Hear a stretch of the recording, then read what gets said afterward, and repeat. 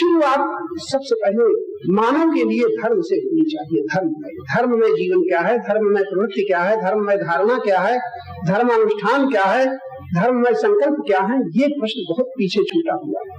और बड़े बड़े प्रश्न ब्रह्म ज्ञान तक, ब्रह्म क्या है ये भी बड़ी आसानी से जान लेंगे, आत्मा क्या है बड़ी आसानी से जान लेंगे और दूसरों को समझा भी देंगे, लेकिन हमारे जीवन में धर्म का अंश कितना है और अधर्म से कितना ढका हुआ है ये निरीक्षण नहीं कर पाएंगे। परिणाम ये होगा जैसा कि चल रहा है, अहंकार अपनी कृतियों से संतुष्ट होता रहेगा, कृतियों का भोगी बनता रहेगा और अशांति चलती ही रहेगी, दुख चलता ही रहेगा, भय चलता ही रहेगा, चिंताएं चलती ही रहेगी। कारण कि जो बुनियाद आरंभ की जो भूल है वो निवृत्त नहीं हो रही। भगवान ने के शब्द आपके सामने दो दिन को संकेत किए गए,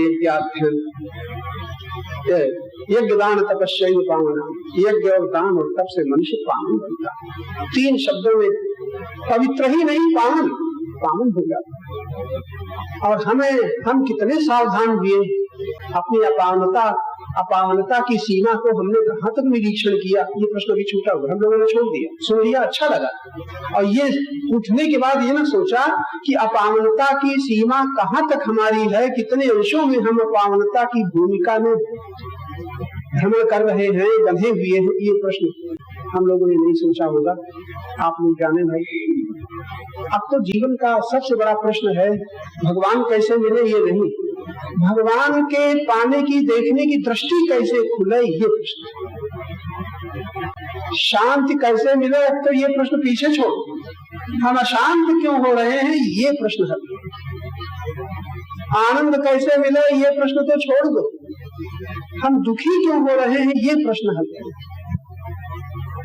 सत्संग बड़ा दुर्लभ है, कहाँ मिलेगा, अब तो मिल रहा है, फिर कैसे मिलेगा, ये भी प्रश्न छोड़ दो, भगवान राम कृपा पर छोड़ दो। लेकिन कुसंग से हम कैसे अपने को मुक्त करें, ये प्रश्न है। ये अब जरूरी है, बहुत जरूरी है। यज्ञ दान, तो यज्ञ 8 धर्म के लक्षण बताए गए, और ये आप लोग खूब अच्छी तरह सोच सकते हो। सुनने में कमी नहीं है, सत्संग में कमी नहीं है, अपने माने हुए धर्माचरण में भी कमी नहीं है, यथाशक्ति भजन में भी कमी नहीं है, दान भी हो रहा है, कुछ सेवा भी हो रही है, और बहुत कुछ अंशों में लाखों की अपेक्षा हम अपने को पाते हैं कि भाई हमारा जीवन अच्छा है। इसके बाद भी जो छोटी भी बात है वो ये है कि अभी तक ये निरीक्षण न किया कि हमारी आसक्ति क्यों नहीं मिट रही। छोटा सा प्रश्न, आसक्ति, हमें इतना सुनने के बाद विरक्ति क्यों नहीं आ रही। जहां हम जो हमें बड़ी जल्दी हम चर्चा कर बैठे, कोई कहेगा भाई लोग, तो आप कोई तो कह देगा हमें लोग महाराज बिल्कुल नहीं, अच्छा कोई कह देगा हमें हमारे मोह कोई नहीं, और कोई कह देगा हमारे अभिमान बिल्कुल नहीं, और हम संसार में कुछ नहीं चाहते, बड़ी जल्दी कह देंगे। एक शब्द जरूर आप लोग दोहराएंगे अपना परिचय देते हुए कि जो है उसको न कहेंगे, जो नहीं है उसको जरूर कहेंगे। कोई कहेगा लोभ नहीं है, कोई कहेगा मोह नहीं है, कोई कहेगा हमें कोई अभिमान नहीं, 10 बातें कोई कहने हम सुन लेंगे, और हमें कोई चाह भी नहीं है, हमारा भगवान ने बहुत दिया है, जो कुछ मिल जाता है हम बड़े संतुष्ट हैं। जो दोष है उसको हम न तो देख पाते हैं, और देखते हैं तो कभी कहते नहीं। कोई नहीं कहता कि हाँ और तो सब ठीक है, अभी हम लोभी बहुत हैं, कोई नहीं कहता हम मोही बहुत है, कोई नहीं कहता हम अभिमानी बहुत है, कोई नहीं कहता हम सुख कामना के कामी बहुत है, ये कोई नहीं कहता। जो है वो तो बताता है, जो भीतर छिपा है वो तो छिपाता है, और बाकी ऊपर से दिखाता है। ये बड़ी भारी भूल है। अब उसको कैसे पता चले, एक हमारे जो संतों ने निर्णय कर दिया है, इतने चर्चा सुनने के बाद भी आसक्तियां हमारी नहीं छूटती। जहाँ जो आसक्त है, जिस विषय में, जिस वस्तु में, जिस व्यक्ति में, आसक्ति हमारी नहीं छूटती है। क्या कारण है भाई, कैसे छूटेगी? कोई उत्तर जानते हो जल्दी से बता दो, आसक्ति हमारी कैसे छूटेगी? आसक्ति कैसे छूटेगी? अगर रामायण पढ़े होते तो हमें ये तुम्हारे शब्दों से संतोष नहीं हो रहा। रामायण के अनुसार अगर ये कह देते धर्म से विरति, उत्तर तो ये होना चाहिए जो हमारी सांसारिक वस्तुओं में, व्यक्तियों में प्रीति है, आसक्ति है, वो धर्म में प्रवृत्ति से धर्ममय जीवन से, धर्म से ही विरक्ति आएगी। संत कहते हैं कि नहीं कहते? अगर हमारी हमें विरक्ति नहीं है, हमारी पदार्थों में रति है, प्रीति है, तो इसका मतलब क्या? धर्ममय जीवन नहीं है। यदि हम भोजन में आसक्त हैं तो कहना होगा हम धर्म पूर्वक भोजन नहीं करते हैं। ये बड़ी कड़ी बातें हैं, ये आप सुनना भी नहीं चाहते। कहते हो और सब बताओ, भगवान की कथा सुनाओ, ये सब लगता, ये सब क्या? ये सुनकर के क्या करेंगे? बड़ी विचित्र बात। कथा सुनेंगे, भरत चरित्र सुनेंगे, सब सुनेंगे, और ये मुख्य बात हम छोड़ देते हैं। यदि हमारी भोजन में आसक्ति है तो निश्चित है कि हमारा धर्म में भोजन नहीं। अगर धन का लोभ है तो निश्चित है कि धर्म पूर्वक धन हमारे साथ नहीं। क्या ख्याल है आप लोगों? स्वीकार करोगे कि नहीं? अगर धर्म पूर्वक धन होता तो लोभ रहना ही न चाहिए। धर्म पूर्वक भोजन होता तो भोजन में स्वाद की आसक्ति रहनी ही न चाहिए, रहनी चाहिए। अगर संत के वचन गलत झूठ है तब तो बात ठीक, रहनी ही न चाहिए। और है तो इसका मतलब है जहाँ कहीं किंचित मात्र भी हमारी आसक्ति है, चाहे भोजन में हो, चाहे वस्त्रों में हो, चाहे किसी व्यक्ति में हो, यहाँ तक कि शरीरों में हो, माता पिता पति पत्नी के शरीरों में हो, तब भी हम कहेंगे धर्ममय संबंध नहीं है। बड़ी विचित्र बात है। पति और पत्नी का धर्ममय संबंध होगा, शरीर में आसक्ति न रह जाएगी, कसौटी देह में आसक्ति न रह जाएगी। प्रीति होगी तो सत्य से होगी। धर्म और पवित्रता नाम है। धर्म और दर्शन की दृष्टि में तो हो ही नहीं सकता। धर्म से विरक्ति योगिते ज्ञान। आज अगर हम सावधान हैं, अपने जीवन का निर्माण चाहते हैं, जीवन को सुंदर बनाना चाहते हैं, तो मन को निर्मल करना चाहते हैं, निर्मल मन जन सो नहीं पावा, तो क्या करना चाहिए? सबसे पहले अब जो कुछ कर रहे हैं तो बहुत कुछ कर रहे हैं, जप भी, कीर्तन भी, पाठ भी, पूजा भी, सत्संग भी। अब होना चाहिए कि हमारा भोग, धन का भोग, तन का भोग, संयोग का भोग, जो कुछ हमें मिला है उसका भोग जो हो रहा है वो धर्म पूर्वक है, तब तो विरक्ति आ जानी चाहिए। और नहीं है, आसक्ति है, तो अधर्म का की खोज करनी चाहिए। ये है हमारे जीवन में जो रुकावटें हैं उनके निकालने का बड़ा सरल साधन। और ये किसके ऊपर दूसरा कोई नहीं कर पाएगा, आप ही तो हमको तुमको करना पड़ेगा। अगर हम भक्ति चाहते हैं, मुक्ति चाहते हैं, शांति चाहते हैं, आनंद की अनुभूति चाहते हैं, तो ये काम दूसरा कोई नहीं करेगा, हमको तुमको साधकों को ही करना पड़ेगा। गुरु के समीप रहते हुए भी हम ऐसे बने रहेंगे कि नहीं? भगवान की याद करते हुए हम ऐसे बने रहेंगे, और बने हैं कि नहीं? कीर्तन पूजा पाठ जब करते हुए हम बने हैं कि नहीं? कारण यही है। अभी तक एक छोटा सा शब्द धर्म, पशु में धर्म की आशा नहीं की जा सकती। मानव की परिभाषा यही की है, धर्ममय प्रवृत्ति। जहाँ धर्ममय प्रवृत्ति है, ये मानवता का परिचय है। मानवता की सरल परिभाषा है मानवता। मानव आकृति में पशु, मानव आकृति में राक्षस, मानव आकृति में दानव, मानव आकृति में मानव, और इतना ही नहीं, मानव आकृति में देव, और मानव आकृति में भगवान। ये आकृति मनुष्य की है कहाँ तक?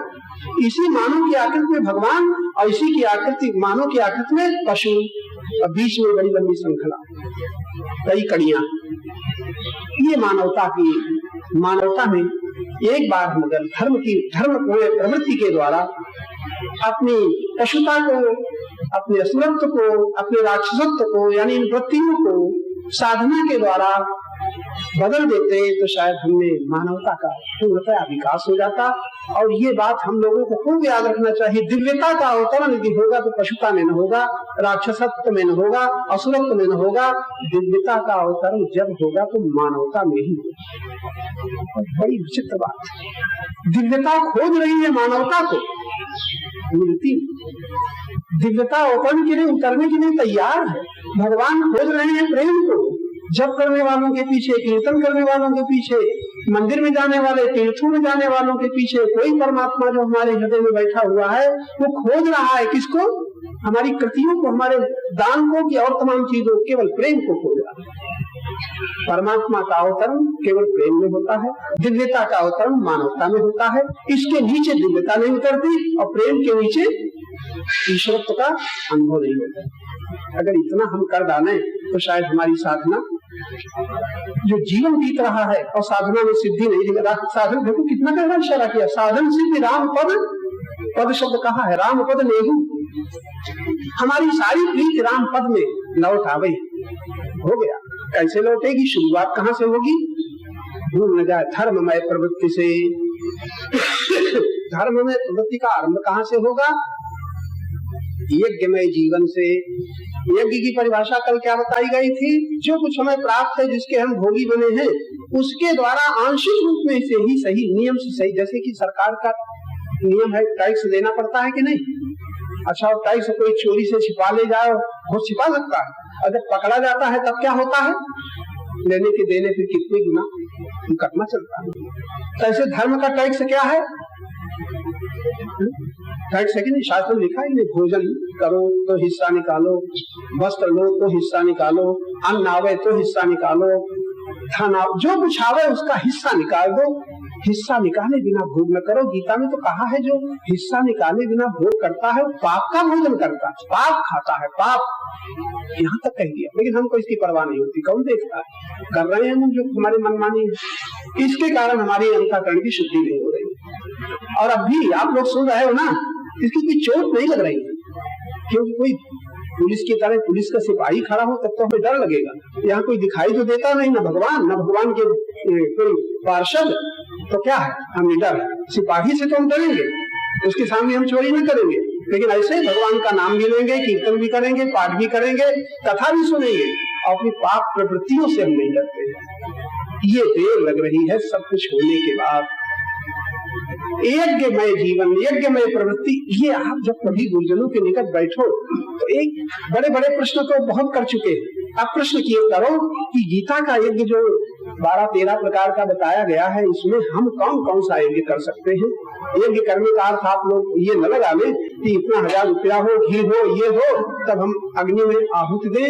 इसको यज्ञ, ये भी यज्ञ का सर्वप्रथम अंश है, द्रव्य यज्ञ जिसे कहते हैं। लेकिन यज्ञ की बड़ी सुंदर व्याख्या है आपके घरों में, आपके परिवार में, आपके उठने में, चलने में, थूकने में, नहाने में। यहाँ तक कभी तो खुश नहीं है। साधकों को देखा जाता है, अभी जाओ गंगा के किनारे, तमाम सब गंगा पड़ा है, बदबू आ रही है, वहीं पर शौच लोग फिरते हैं, वहीं पर गंगा जी में। अब हमारे शास्त्र में पाप बताया गया है, किसको होश? ये मानव कर रहा है, मनुष्य कर रहा है। बड़ा बताया गया है किस तरह अशुद्धि हम करते हैं। यहाँ तो हम जिसे अशुद्ध करते हैं उसे हम शुद्ध करें। वायु को शुद्ध करते हैं तो वायु कैसे शुद्ध होगी? जल हमारे द्वारा नहाने से शुद्ध है, जल की शुद्धि का क्या उपाय है? यहाँ शुद्धि तो दूर रही, अशुद्ध करने में भी हम नहीं सकते हैं। हम लोग जाने कितने।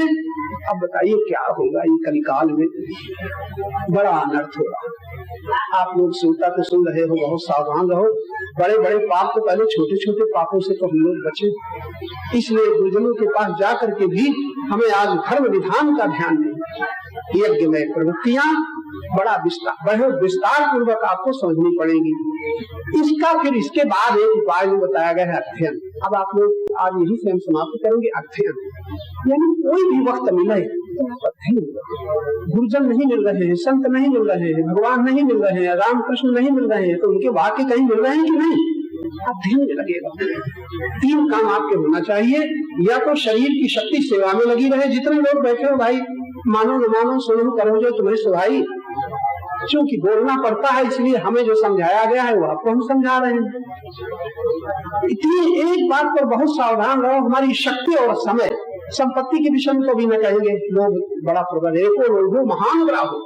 ऐसा महान ग्राह है कि वो ग्राह ने गज को पकड़ा था, वो तो मुक्त हो गया, लेकिन हमें इस लोभ रूपी ग्राह से बचाने वाला आज संसार में कोई नहीं दिखा। ये तो लोभो महान ग्राह, लोभा पापम प्रवर्तते। महान ग्राह है ये, आसानी से छूटने वाला नहीं है। ये तो खैर फिर और विस्तार पूर्वक समझना आवश्यक है, लेकिन अभी तो इतना ही निवेदन है कि समय शक्ति को बचा करके आप या तो सेवा में लगे रहे, और सेवा से समय बचे तो आप शांत होकर के भगवान के स्मरण में लग जाएं। उससे जीव गए तो आप अध्ययन में लग जाए। किसका अध्ययन करें? नाम का, कथाओं का, कहानियों का। कर्म लोगों को आप सौभाग्यशाली। कोई जब कभी आपको समय व्यर्थ न जाना चाहिए। ऐसी भीड़ लोगों की चलती रहती है, परिणाम ये होता है इतने भी सत्संग करते हुए, सब कुछ करते हुए जो भी होना चाहिए उसमें बड़ी कसर। तो निवेदन आपसे कहा आज क्या, कल से क्या करोगे कि नहीं? याद रहेगा कि नहीं?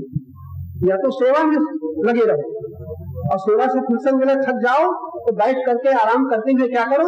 भगवान का स्मरण करो।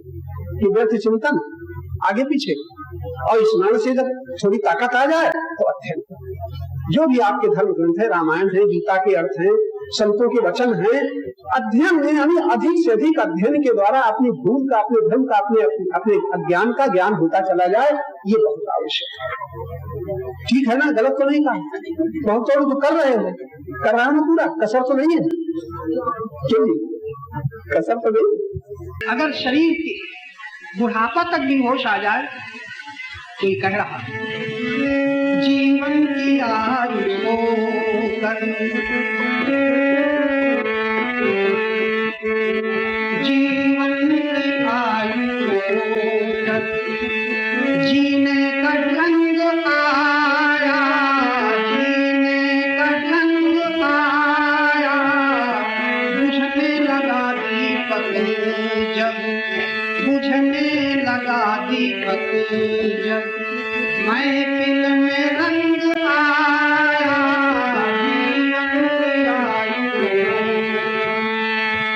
आयु इतनी खो गई तब थोड़ा ढंग आ रहा है, कैसे बैठे सत्संग में जाएं, थोड़ा दान करें, ढंग है, शुरुआत तब जब आयु सब चली।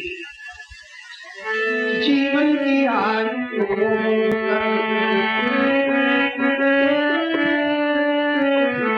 जब शक्ति थी समय था, जरा बूढ़े लोग ज्यादा सावधान हो जाएं और युवक और बालिकाएं बड़ी खुशी मनाएं अगर होश है तो।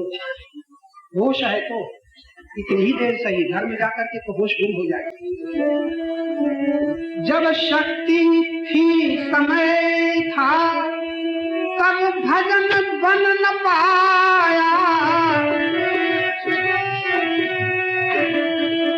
तब भजन बन न पाया, उस वक्त मांगा, उस वक्त मांगा, जब वक्त तंग आया, उस वक्त मांगा, जब वक्त तंग आया, जीवन की आयु जीने का ढंग आया, मन की मशीनरी ने, बड़ी गहरा इशारा, मन की मशीनरी ने तब ठीक चलना सीखा। अभी इधर थे उत्तराखंड में, एक संत बहुत चिढ़ते थे हमसे कि पता नहीं किसी ने कह दिया, मालूम होता है सनातन धर्म को मानते हैं कि नहीं मानते, आर्य समाज में कौन मत के हैं, कभी गंगा कहते हैं गंगा नहाते नहाते क्या हुआ, मंदिर में जाते जाते क्या हुआ, मालूम होता कुछ मानते ही नहीं। जैसे आप लोग कहीं न कहने का नाम तुरंत समर्थन करते हैं, मंदिर में जाने से बहुत हो सकता है, गंगा नहाने से जाने क्या हो सकता है, लेकिन आपने तो नहीं है। तो उस महात्मा से कह दिया, तो उन्होंने, बड़े मशहूर महात्मा है उनका, हम नाम न बताएंगे, तो अपने आश्रम में व्याख्यान कराना बंद कर दिया। वर्षों बीत गए, 15-20 वर्ष बाद शरीर जर्जर हो गया, अब कुछ नहीं, अब मिले, बड़ा बड़ा प्यार किया और आश्रम में बुलाया, व्याख्यान करा, तब मैंने ये गीत गाया। मन की मशीनरी ने तब ठीक चलना सीखा, तब ठीक चलना सीखा, जब बूढ़े तन के हर एक, जब बूढ़े तन के हर एक पुर्जे में जंग आया, जब बूढ़े तन के हर एक पुर्जे में जंग आया, जीवन की आयु जीने का ढंग आया।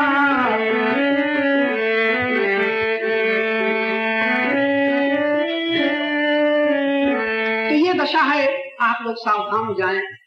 बड़ी खुशी की बात है जो वृद्ध लोग यहाँ बैठे हैं, चलो आपसे सही गई सो गई, अगर आप रही, लेकिन वो युवक और बालिकाएं अगर थोड़ा होश आ जाए तो लौटो अपनी ओर, वरना जीवन बिताने के बाद बूढ़ों की तरह पछताना पड़ेगा।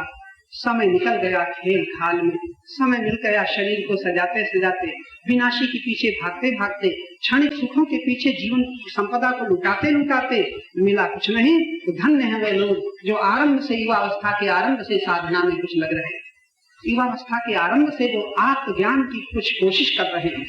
देह ज्ञान तो किसी डॉक्टर को हो सकता है 6 साल में, लेकिन जीवन का ज्ञान जीवन बिताने पर भी न हो पाए। याद रखना, जीवन का ज्ञान, जीवन बीत जाएगा, जीवन का ज्ञान न हो पाएगा। डॉक्टर भी अगर कुछ स्नायु जाल एक्सरे के द्वारा शरीर की मशीन को देख लेगा, लेकिन मन की मशीन को वो भी न देख पाएगा। आपका सौभाग्य है, आपको गुरु वाक्यों में जीवन के दर्शन की दिशा दिखा रहे हैं।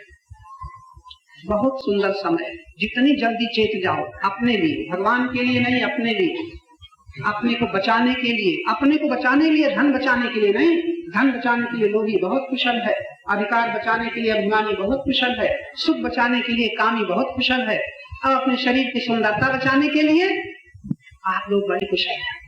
कहीं पाउडर लगाते हो, कहीं साड़ियां, कहीं बाल, कहीं चोटी, कहीं पैंट, कहीं कोट। ये शरीर बड़ा सुंदर दिखाए और जीवन कितना कुरूप होता चला जाए, होश है। इसका मतलब क्या लगाना हो, तुम राख लपेटो अपने मुंह में, इसका मतलब ये नहीं है।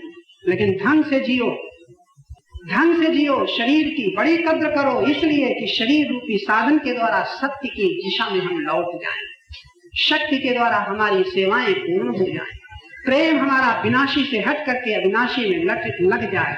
ये सब कुछ सुंदर रखो, शरीर से नफरत मत करो, सुंदरता में इतने आसक्त न हो जाओ कि जीवन का सौंदर्य ही भूल जाए। वस्तु का इतना महत्व न दो कि अपने ही को गुलाम बना लो। अपना मूल्य बढ़ाओ, अपने लिए सबका उपयोग करो। ये गुरुजनों की, गुरुजनों का संकेत है, जो कि मैं आपके बीच में दोहरा रहा हूँ। आज की चर्चा में आपको बताया गया कि किसी प्रकार अगर अष्टावक्र जैसे परम गुरु और जनक जैसे अधिकारी के सामने कह रहे हैं, अगर मुक्ति के बंधन से छूटने की अभिलाषा है तो सबसे पहले ये क्रोध जो विषय है, ईर्षा जो विषय है, द्वेष जो विषय है, ममता विषय है, होश गुम हो गया, ऐसा जहर चढ़ा है कि उतार ही नहीं उतरता। ये संतों के मंत्र काम नहीं दे रहे हैं, बड़ा विषय बढ़ गया, बहुत विषय। आप बहुत सावधान हो गए तो एक जनक जी कहते हैं कि मुक्ति की अभिलाषा है तो ये जो विषय तुम्हारी शक्ति को, तुम्हारी शांति को ढके हुए हैं, इनसे किसी तरह बचो। कैसे क्रोध मिटेगा? तुम उपाय बताते हैं। उपाय क्या बताते हैं? क्षमा। जहाँ क्रोध है, क्रोध रूपी विष क्षमा से उतरेगा, क्रोध रूपी विष क्षमा से उतरेगा। ये कठोरता रूपी विष अहंकार का सरलता से उतरेगा। इसी प्रकार तुम्हारी निर्दयता, जो अहंकार निर्दयी है, ये कैसे? ये दया से उतरेगा। ये विष को उतारने के ऐसे सुंदर मंत्र हैं। ये तुम्हें असंतोष है, खाते खाते दांत घिस गए, भोगते भोगते इंद्रियां शिथिल हो गई, शक्ति क्षीण हो गई, विष नहीं, तो कहते हैं संतोष से उतरेगा। और अंत में असत के पीछे भागते भागते, विनाशी के पीछे भागते भागते, न रहने वाले पीछे भागते भागते इतना जीवन खो दिया। वो सत्य को जानने से ये असत संग का विष उतरेगा। और अंत में अमृत के समान इनका सेवन करो। किसको? क्षमा को, सरलता को, दया को, संतोष को, सत्य को अमृत समझो। अंतिम बात, क्षमा कितनी शक्ति लगेगी? क्रोध में शक्ति घटेगी कि बढ़ेगी? अगर आप क्षमा करके देख लेना, दूसरे का विष तुम्हारे ऊपर न चढ़ जाए। जब किसी को क्रोध आता है तो पहले बड़े शांत होते हैं, और जहां कुछ शब्द बोला तो तुम्हारे भीतर के क्रोध को उभार देता है कि नहीं? अगर उस समय तुम ये अमृत धारण कर लो, चाहे जितना कोई क्रोध करे, हम क्षमा करेंगे, महाराज आप जीत गए। वो बकने वाला, चिल्लाने वाला सास का इतना दिमाग गर्म हुआ, भक्ति चली गई, बेचारी बहू के आंसू बहने लग गए, उसके भीतर तो विष चढ़ गया। और बहू सहते सहते एक बार लड़ाई में चुप रही, 2 बार फिर कही हम क्या खरीद करके नहीं आई है, फटकारना शुरू किया, साथ से झगड़ा करना शुरू किया, उसके भीतर भी विष चढ़ गया। दोनों गुत्थम गुत्था लड़, क्या होता है? एक का विष दूसरे पर चढ़ जाता है। यहाँ कहते हैं संत, तुम कितना क्रोधी तुम्हें मिल जाए, तुम क्षमा रूपी अमृत से उस क्रोध रूपी विष को उतार दो। सरलता, सरल रह करके कठोरता को गलबे दो। इसी प्रकार किसी की उदंडता, किसी की निर्दयता को अपनी दया से जीत लो। असंतोष को संतोष रूपी अमृत से जीत लो और असत्य के प्रभाव को सत्य के आश्रय को लेकर के जीत लो। ये आज गुरु संदेशी गुरु वाक्य की गुरु मंत्र। लोग कहते हैं मैं मंत्र बता दूं। अब हमारे पास कुछ आएंगे मंत्र बता देंगे उनको कि हम जानते निराश हो गए उनसे कि हमारे ये मंत्र तो पकड़ न पाए, तो कह देंगे जाओ नमः शिवाय को। अरे शुरू करो भाई, तुम यही मंत्र मानते हो तो शुरू करो, लेकिन मंत्र तो ये है जिससे तुम्हारा विषय है, वरना तुम नाम तो ले ही रहे हो और नाम लेने के ही प्रभाव से यहाँ चर्चा सुन रहे हो। उनकी कृपा न होती तो आप नाम भी न ले पाते, कृपा न होती तो यहाँ बैठ न पाते। अब और जरा कृपा का सहारा करो। भगवान कहते हैं कि मैं उस पर बुद्धि योग देता हूँ। अंतिम बात, ददान बुद्धि योग। जप करने वाले, कीर्तन करने वाले, रामायण के पाठ करने वाले, अखंड पाठ करने वाले, नवाह पाठ करने वाले सावधान हो जाएं। अगर आप संसार का कुछ चाहते हो तब तो फिर हवा खाओ। अब क्या करेंगे, भगवान प्रतीक्षा कर रहे हैं। लेकिन भगवान की किसी प्रकार गुणगान गाते हुए, चरित्र गान गाते हुए, नाम लेते हुए अगर तुम भगवान को अपने प्रेम में स्वीकार कर लो, संसार का कुछ न रहने दो, तो भगवान कृपा करेंगे। क्या करेंगे? तब तुम्हें बुद्धि योग देंगे। अंतिम बात से लेना, बुद्धि योग प्राप्त किए बिना आप जो दर्शन की दृष्टि आपकी खुलनी चाहिए वो न खुले। भजन वही है जिससे बुद्धि योगी होगा, तो फिर आप देख सको। अभी तो पकड़े हुए को देख सको, तब ये बुद्धि योग के द्वारा होगा। कठिन नहीं है, बहुत सरल। आप संकल्प करें और इस सरल को दूर करें, इस सरलता को स्वीकार करें, तो शायद आपका यहाँ आना सार्थक हो। मैं आशा कर रहा हूँ, हर वर्ष आशा करता हूँ, शायद इस साल आपकी बुद्धि बढ़ रही है धीरे धीरे। ऐसा नहीं कि आप उनके लिए, लेकिन जैसा होना चाहिए वो अभी तक नहीं। आप अभी मन की पूजा करते हैं, मन के पार नहीं हो पाते हैं। कोशिश करो, अध्ययन करो, उस ज्ञान में जागो कि आप मन के पार हो। हमें बड़ा सुंदर एक गुरु मंत्र मिला। अगर कोई जीवन के प्रति जागृत हो रहा है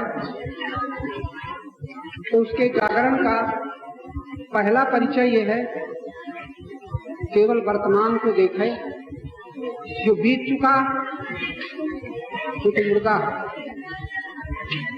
और जो अभी भविष्य जो है वो पैदा ही नहीं हुआ। भविष्य का चिंतन पैदा जन्म नहीं हुआ, उसका चित्र बनाने के समान है। जैसे किसी के पेट में लड़का हो और तस्वीर बनाना शुरू कर, ऐसे जो आगे का चिंतन करते हैं, पैदा नहीं, अभी जन्म नहीं हुआ उसका, और चित्र बना रहे हैं। और जो बीते हुए की याद में मुझे रहते हैं, बीत गया है, बार बार उखाड़ करके देख रहे हैं। इन दो दिशाओं में अगर शक्ति न बिखरी होती, नारायण साधक यदि साधना करता है अभीष्ट की सिद्धि पाने के लिए, तो सबसे पहले उसे भविष्य आगे की चिंता में जो शक्ति और समय नष्ट होता है उसको बचाए। बीती हुई घटनाओं का, बीते हुए समय का जो मनन चलता है, उससे अपनी शक्ति और समय को बचाए।